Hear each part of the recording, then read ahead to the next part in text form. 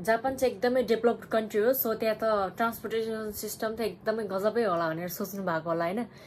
गजबै छन चाहिँ होइन, बट जुन वर्किङ टाइम हुन्छ नि, वर्किङ टाइममा चाहिँ एकदमै प्याक हुन्छ कि त्यो ट्रेनहरूमा, यति रिक्सी हुन्छ कि मान्छेहरू कतिचोटि त मरेका पनि छन्, त्यस्ता न्युजहरू पनि आइरहेको हुन्छ कि त्यो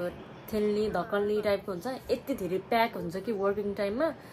त्यो बस्नलाई सिट त परको कुरा, त्यो मान्छेहरू यति त्यो सोच्नु न यस्तरी त्यो भेडा बाख्रा खाँदै जस्तो कि पुरै थेच्चेर जान्छ क्या, त्यस्तो हुन्छ क्या। So it's too difficult working टाइममा चाहिँ काम आउजाउ गर्नलाई ट्रेन चढेर होइन। अनि फेरि यहाँको चाहिँ कस्तो हुन्छ भने प्राय नर्मली सबैले ट्रेनै युज गर्ने हुन्छ कि, यहाँ बस गाडीहरू भन्दा पनि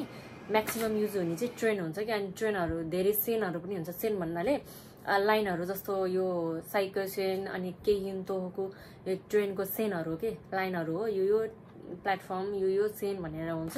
हो, त्यस्तो हुन्छ। त्यो चाहिँ डिफ्रेन्ट हुन्छ अनि त्यो पनि सबै प्याक हुन्छ क्या। अनि त्यही हो, थिचाथिच हुन्छ, कुदाकुद हुन्छ, त्यो रस हुन्छ, कतिजना के हुन्छ त्यस्तो चाहिँ। अनि सेकेन्ड भनेको चाहिँ जापानको टोयलेट वासरुम है एकदमै क्लिन हुन्छ कि, एकदमै जहाँ जानुहोस् जुनसुकै ठाउँमा कुना केप्चामा जानुहोस् होइन, लाइक त्यो 100मा 0.01% चाहिँ रङ हुनसक्छ होइन, 4 हुनसक्छ, तर बाँकी चाहिँ हुन्छ नि एकदमै निट एन्ड क्लिन के। वासरुममा रेस्ट पनि गरेर बसिरहेको हुन्छ, घन्टौँ लाएर पनि त्यस्तो हुन्छ है। आफ्नो घरमा चाहिँ फेरि पब्लिकमा चाहिँ भन्नु खोजेको होइन, बट उनीहरूले एउटा वासरुम टोयलेट भन्ने चिजलाई चाहिँ रेस्टरुम सम्झेर चाहिँ त्यस्तो क्लिन गर्छ कि, अनि डेकोरेट गरेर राखेको हुन्छ। थर्ड भनेको चाहिँ स्ट्यान्ड इन लाइन के, माई गड यति धेरै के हुन्छ नि, खानको लागि भयो, बस्नको लागि भयो, ट्रेनमा भयो होइन,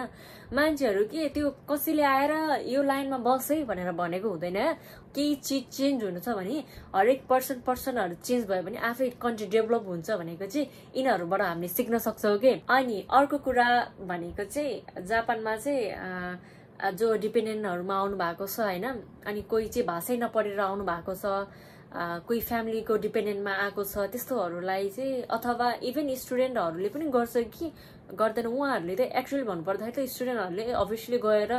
छुट्टै यहाँ ल्याङ्ग्वेज क्लास त खोज्दैन, अलरेडी उनीहरूको कन्ट्र्याक्ट गरेर आएको हुन्छ, गएकोहरू पाइरहेको हुन्छ होइन स्कुलहरू। सो जसले ल्याङ्ग्वेज पढ्नु भएको छैन अथवा यहाँ आएर चाहिँ जस्तो डिपेन्डेन्ट भिजाहरूमा घरमै बसिरहनु भएको छ, उहाँहरूलाई चाहिँ ल्याङ्ग्वेज पढ्नु छ भने चाहिँ म्युनिसिपालिटीमा गएर बुझ्नुभयो भने चाहिँ हरेक। अर्को कुरा इन्ट्रेस्टिङ के छ भने नि गाइज, जापानिजहरू चाहिँ भेडै हुन्छ कि किनभनेदेखि लाइक के काम गर्नुभयो त्यो काम कसरी गर्ने भनेको उनीहरूले अगाडि नै एउटा स्याम्पल राखेको हुन्छ कि यो काम यसो गर्ने। फर इक्जाम्पल होइन राइटिङहरूमा पनि जस्तो तपाईँले यसरी लेख्नु भएको छ भने उनीहरूले चाहिँ यसरी लेख है भनेर सिकाएको छ भने हामीले जान्ने भइसकेपछि पनि यसरी उल्टो पारेर लेख्यो भने नि भन्नाले स्ट्रोक जुन हुन्छ नि, जस्तो फर्स्ट स्टार्टिङ यहाँबाट अनि गर्यो भने, अनि हामीले चाहिँ यसरी गर्यो भने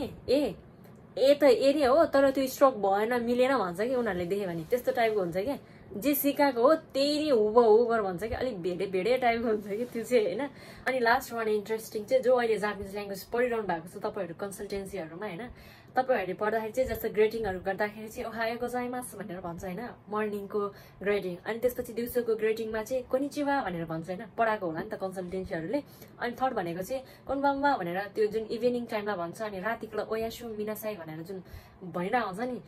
त्यो चाहिँ युज हुन्छ नहुने होइन। बट तपाईँहरूले यहाँ कामहरू गर्दाखेरि भयो अथवा कुनै सेन्सीहरूलाई भेट्दाखेरि भयो, त्यो सबै तपाईँहरूले ओहायो गोजाइमास गुड मर्निङ नै युज हुन्छ कि। अब त्यो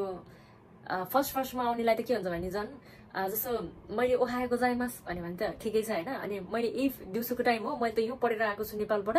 कोनिचिवा भन्छु भने कोनिचिवा भन्यो भने उनीहरूले ओहायो गोजाइमासै भन्छ क्या। सो इन द्याट टाइम चाहिँ आफूलाई कस्तो अडर फिल हुन्छ क्या। सो तपाईँहरूले चाहिँ यो कुराहरू बुझेर आउनु होला। अनि कामहरूमा जाँदाखेरि पनि तपाईँले स्टाफहरूलाई जस्तो तेन्चियो म्यानेजरहरूलाई भेट्नुभयो भने चाहिँ सुरुमा ओहायो गोजाइमास नभए ओछुकारेसम्म त्यस पनि भन्दा बेटर हुन्छ है। त्योहरू चाहिँ यहाँ आइसकेपछि चाहिँ रियलिस्टिक चाहिँ त्यो हुन्छ क्या, जापानिजहरूले नै नर्मली ओहायो गोजाइमास भनेर भनिरहेको हुन्छ। सो हामीले पनि त्यही थ्रु नै जाने हो कि त्यस्तो हुन्छ। नेपालमा हुँदाखेरि चाहिँ गाडीहरू चढ्दाखेरि भयो होइन, बस टेम्पोहरू चढ्दाखेरि चाहिँ लाइक जहाँसम्म डेस्टिनेसनसम्म पुग्दाखेरि चाहिँ उसको नाता नातिनी कतिवटा छोराछोरी भन्ने सबै चिजहरू खोज्न लाउनु भ्याइसकेको हुन्छ होइन। तर जापानमा चाहिँ के हुन्छ भने सबजना आफै बिजी, एकअर्कासँग बोल्दैन के। पिस के त्यो ट्रेनमा हजारै मान्छे भए पनि प्याक प्याक खदम खुदम भए पनि तर त्यहाँ एक शब्द चाहिन्छै हुँदैन के अब त्यस्तै साथीहरू ग्रुपहरूमा छ भने चाहिँ कतै कतै अनि अलिक ट्रेनहरू अलिक खाली छ भने चाहिँ हल्ला गर्छ नगर्ने नै भन्ने होइन तर म्याक्सिमम ठाउँहरूमा चाहिँ धेरै जसो ठाउँमा चाहिँ एकदम पिस हुन्छ के त्यहाँ इभन मोबाइल कलमा गर्दाखेरि पनि आफैलाई अड लाग्छ कि यत्रो सबै सुनसान छ म एक्लै बोलिरहेको छु मेरो साउन्ड सुनिरहेछ नेक्स्ट पर्सनले अरूलाई डिस्टर्ब हुन्छ भन्ने लाग्छ कि सो ट्रेनमा चाहिँ मोबाइल त्यो हुन्छ नि साउन्डै नआउने खासखुस मात्र गर्ने हुन्छ अनि प्रायः टिचरहरूले त झन् त्यो बोल्दाखेरि पनि लाइक हुन्छ नि गर्छ यसरी बोल्छ कि प्रायः टिचरहरू इभन क्लासहरूमा पनि त्यस्तो हुन्छ कि साथीहरू सो यो चिजहरू चाहिँ तपाईँहरू बुझिराख्नु होला एन्ड भिडियो कस्तो लाग्यो लाइक कमेन्ट सेयर सब्सक्राइब गरिदिनु होला अनि यो च्यानलमा कनेक्ट भएर बस्नु होला अझै पनि कमिङ डेजहरूमा चाहिँ अझै इन्ट्रेस्टिङ चिजहरू ल्याएर तपाईँलाई सेयर गर्नेछु है आई होप अनि त्यसपछि आफूले जानेका बुझेका कुराहरू सेयर गर्नेछु